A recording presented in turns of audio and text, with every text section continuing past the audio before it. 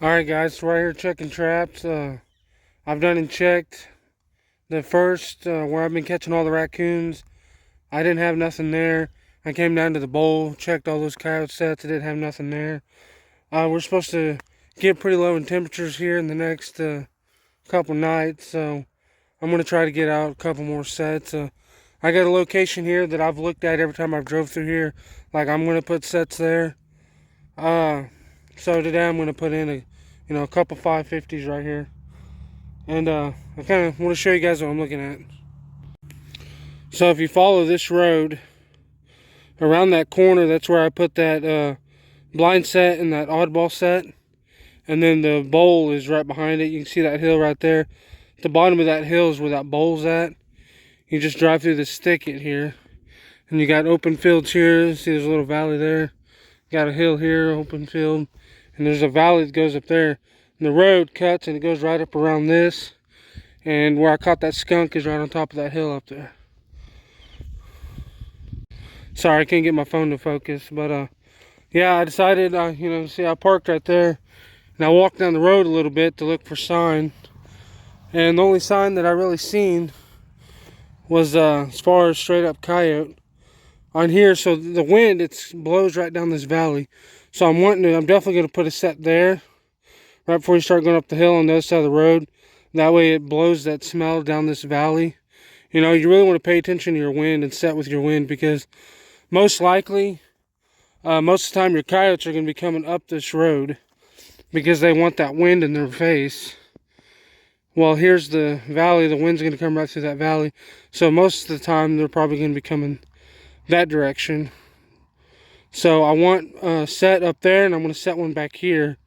That way that wind blows that scent down the road.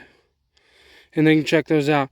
Now with both these sets, I'm going to run the same bait, the same lure in both sets, because I don't want there being a lot of different smells. Like, I want them, smelling the same thing here as they do there. Maybe they'll check them both out. I do like running different sets and having change up as far as baits and lures go. But if I'm sitting right next to each other, most of the time I try to, at least stick with the same bait or the same lure. I know there's probably not a real reason to it. It probably doesn't matter that much. That's just something I like to do. But I want to show you guys something. So I parked right there. Right here. At first I thought this was coyote poop. And then I was like, well, that looks a little different. Well, it's got this chewed up grass in it.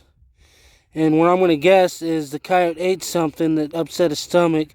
So he ate grass and then he threw it up.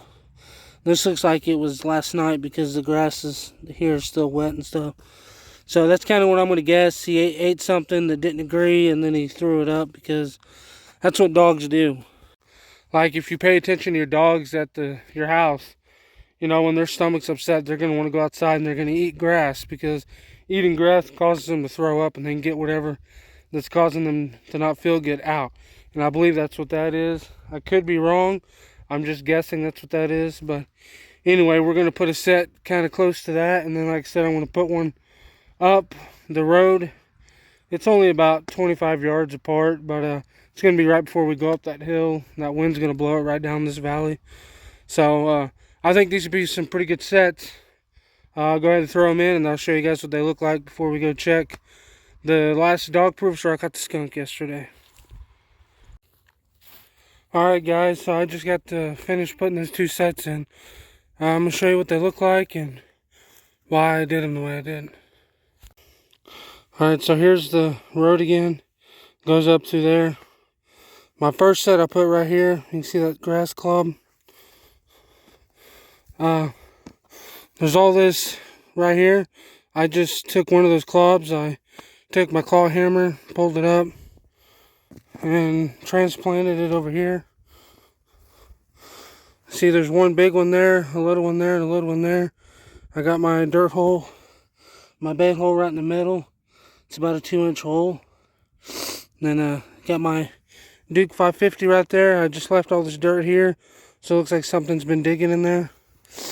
But I'm guessing that most of the coyotes are going to be going that way, same way my truck's facing. That's why I got this one kind of angled back at the road. So when they're going up the road this way, they'll kind of spot that right there. But with the wind coming this way, my thought is, you know, they're going to want that wind in their face most of the time. So, and this comes, that comes from down bottom. So if they follow this road, they're going to go up top. So that's where I put that one. It's on the right side of the road. And I want to show you the kind of ground I'm dealing with here. So this wolf fang right here, I only got it in about that far before that happened. I don't know if you guys seen in the dirt there how much rock I'm dealing with here, but here in Southwest Missouri, it is very, very, very rocky. Our ground, for the most part, ain't so hard unless you find some clay or something like that. We do have some clay around that you gotta watch out for because it can be pretty hard, but the rocks in our ground is crazy. I'll kind of show you this next set, the rocks that I pull up from the dirt. But anyway, yeah. So this, you know, I can reuse the cable, make a shorter anchor. With our ground so rocky, we really don't need a long one. This in itself, from here to the tip here, is 12 inches.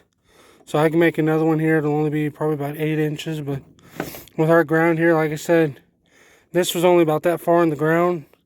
And it took me about 15 minutes to dig that out because of all the rocks. Having to bust up the rock and pull chunks out to get this out because I want to reuse the cable. I mean, you can see the kink there where it was under the ground. That's as far as it was. So yeah, pretty crazy. That wolf fang's destroyed. I got a new driver here. You can see it's kind of rolled up the end a little bit. Like I said, this driver's only done like 7-8 traps. So we got some very hard, rocky ground here. But anyways, I'll show you guys what that other set looks like. So here we go. See where the ground's all messed up. That's where the set's at. So here's where the 2-track goes up the hill. And it cuts around. Thought about putting a trap right here. But I don't know if I really want to put a trap on the hillside. But where roads turn like that, I love putting sets on the outside corner of turns. But I don't know if I want to put a set on the hillside there. So I might end up putting one there later. Who knows? But anyway, here's the set. So yeah, you can see all them rocks. And that's probably only half of them because all the bigger ones I just throw out of the way. But yeah, I mean, just for a dirt hole, that's how many rocks I pull out of there. Like I said, all the big rocks I tossed up there out of the way. But here's our set. If you can see, they're coming this way. They're going to see that hole right there. They're going to come up here and it's going to look like something dug. They're going to want some of that. So that's what that one looks like. Again, only about a 2-inch dirt hole. I got Digger 360 liquid bait in both and my new test lure in both. And then this one, since it's the farther one upwind, I put a little liquid Trapper's Gold in the backing there. It's basically skunk. So that wind's going to blow that down and going to attract them. So, but anyway, hopefully in the next couple days we'll get us a coyote here. It's kind of the goal. Like I said, I went and explored some of the other parts of the farm that I haven't really went on yesterday. Found a few spots that I'm definitely going to put some traps. But we're going to wait till after Thanksgiving. Hopefully next week we can get a lot more put out. Another thing, the abscess that I was dealing with last year, that I was on the wound pump for 8-9 months, and pretty much took me out last year. We've been dealing with it abscessing again, so I got to go see another surgeon. So I'm kind of not wanting to get too many traps out until I see what happens there, because if I end up having to have surgery, I'm going to come out here and I'll trip them all, and hopefully a week or two after surgery I'll be able to come back out here and start again. That's kind of my plan. Hopefully I only lose a couple weeks, but we'll see. Abscess ain't too bad, so hopefully it's kind of just more of a clean it out and let it heal again kind of thing. Not so much have to cut it out and heal a big wound. But we'll see. You know, just got to keep praying. You know what's going to happen. Whatever's going to happen is going to happen. It's in God's hands. I trust that He knows what He's doing, and you know, maybe He's using this as a way to tell me I need to slow down in my life and, I don't know, pay more attention to what I got going on. I don't know, because sometimes it can get very, very crazy. I've been whipping out a lot of wholesale orders for the Trapper's Pole for vendors. Like I said, you know, I don't know how many, like 15 vendors now, but my 3 big vendors, all 3 messaged me this last week wanting orders. I got another message yesterday, so, you know, I'm grateful. You know, I'm glad that the Trapper's Pole's doing so good. I got to have that time to put into it and keep them going so I don't have people waiting. You know, the vendors that I had kind of took up the stock that I had ready to go, so I have a few orders that people are having to wait. You know, I appreciate they all have the patience and they all understand where I'm coming from, but I was supposed to get supplies today, but I got an email this morning saying that some kind of trailer delay happened and they're a day behind. Tomorrow's Thanksgiving, so I'm going to guess Friday is when they're going to come in. But I'm going to hope I can get them knocked out and shipped on Friday. But anyway, again, I appreciate you guys for everything you've done for me. You know, you guys are the sole reason that I get to do what I get to do, that I get to trap the way I do and get to have my businesses, and I just really appreciate it. You know, I'm a very, very blessed man with a great family and great church family and fire department family, and you know, I truly am blessed. You know, sometimes I got a lot going on and it's hard to shuffle all the things, but it is what it is. But anyway, we're going to head up on the hill, check the rest of the dog-proof traps that I have up there. I'm probably going to end up putting a couple coyote sets up there later on. I don't know. The cows like to come together up there, I guess you could say. So I don't really want them there because they end up, you know, kicking rocks in the traps and setting them off and stuff like that. And it just gets to be kind of a hassle having to come out here and reset the same couple traps every day. But anyway, I appreciate you guys. Again, update on the holes. Those holes that I did a video on a few days ago. And I asked if you guys thought they were badger holes or something like that. I've been doing research and talking to a kid that kind of works out here. He says he sees a lot of coyotes around there.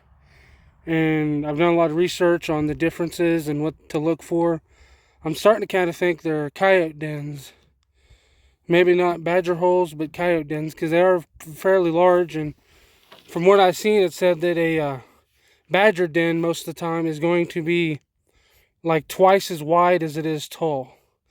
These are almost a perfect circle, and you can see where they go down in the ground quite a ways. I mean, you can see the one, you can see at least 3 foot down in the hole. You can see where it goes. So I'm kind of thinking maybe they're coyote dens. So I'm not going to trap the dens because I think a lot of states that's kind of illegal. But you know, I'm definitely going to get traps on that hill. I don't have any traps on that hill yet, so I'm definitely going to get some traps moved over there. But anyway, enough blabbing and talking. I know you guys probably getting tired of listening to me talk, but we're going to go check the last traps. If I got anything, you'll see me again on the video. If I don't, this is the end of it. I appreciate you guys watching. Again, like I always say, if you have any questions or anything to say, feel free to reach out on Messenger or email or anything like that. And check out my website at blakelystrapping.com. You can get everything. You can get these hats. I got Trapper's Pole hats, bait and lure hats. Let's see here. These trapping gloves that I wear, you can get these on there. I got 2 different sizes. Got extra large and large. I have small hands. I wear a large. But again, you can get some supplies on there. Baits and lures, Trapper's Poles, Trapline beard oil. Still got some Billingsley brand lures. Logan X-Line river bottom lures. Got a pretty good choice of things on there. If you guys want to check out blakelystrapping.com. I appreciate it. And thanks for watching. Catch you guys next time. God bless y'all.